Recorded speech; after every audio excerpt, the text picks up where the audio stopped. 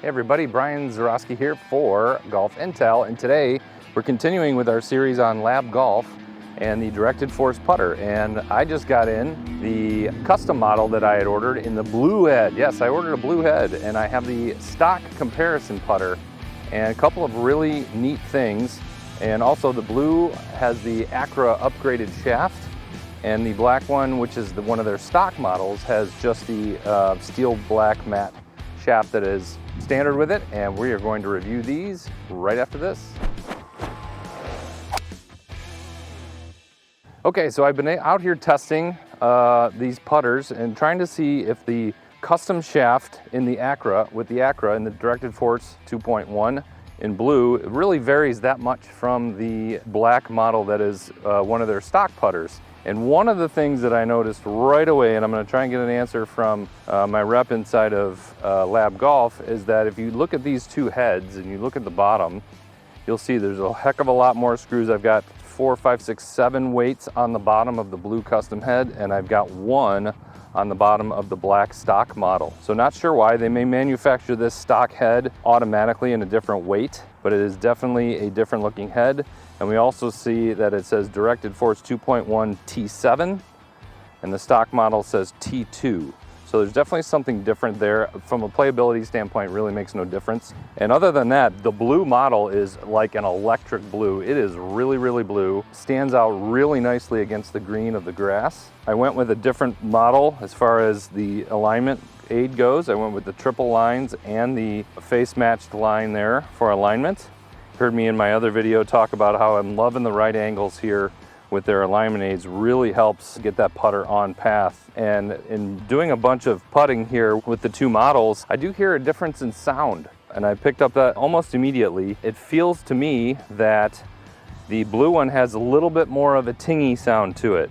So that may have something to do with the weight. And the company does say that depending on the lie angle, the length, and the model that you're getting, one putter can definitely sound different than the other. They flat out say this is correct. So if you order one putter in a 35 length with a 70-degree lie angle, and your buddy orders one in a 34 length with a 69-degree lie angle, they could sound different in the same head. So the company is very straightforward with telling you that, and I definitely do hear a difference. So the blue one I've got is about an inch shorter, and it's about a degree flatter, and really sets up nice to the eye. And again, just hitting a couple of putts,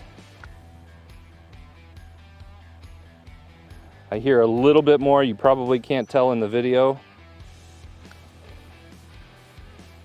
I hear a little bit more of a tingy sound, and I'm not lining these putts up or anything. I definitely don't feel a whole lot of difference in the shaft either. So if you've watched the other videos, or you're considering getting one of these putters and considering the upgraded shaft, if you haven't demoed it, I would say it's probably not worth it. I think their stock shaft is just fine. The average player, unless you're a scratch player or a real low single-digit handicap, you're probably not going to feel a whole lot of difference.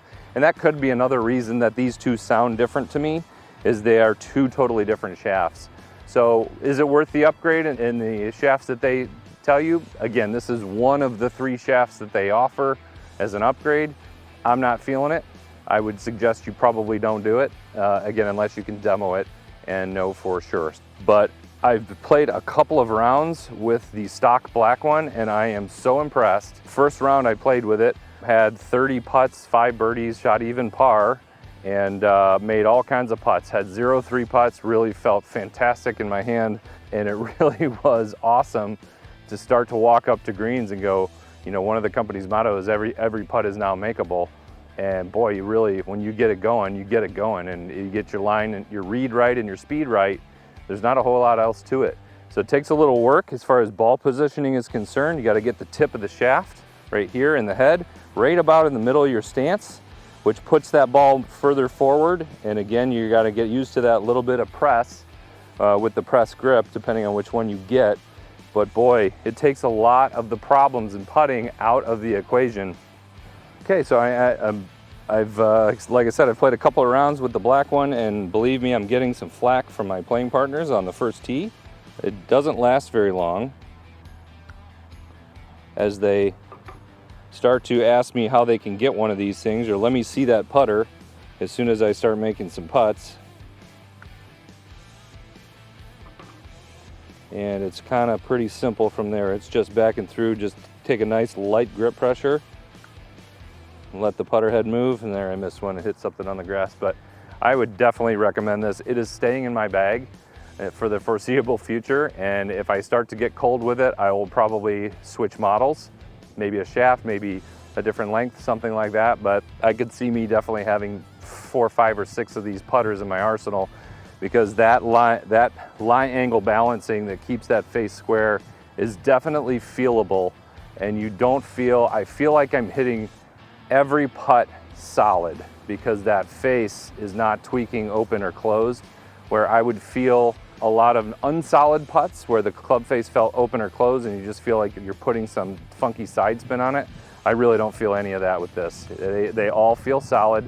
Do they all go in? No, you got to get your read right, you got to get your speed right. You might have a little bit, the light grip pressure is so crucial on this putter, because if you tighten up that grip pressure, you will start to manipulate in different ways, whether it's coming over it and turning your hands over, maybe it's a little bit of the flip, maybe it's jerking it at transition.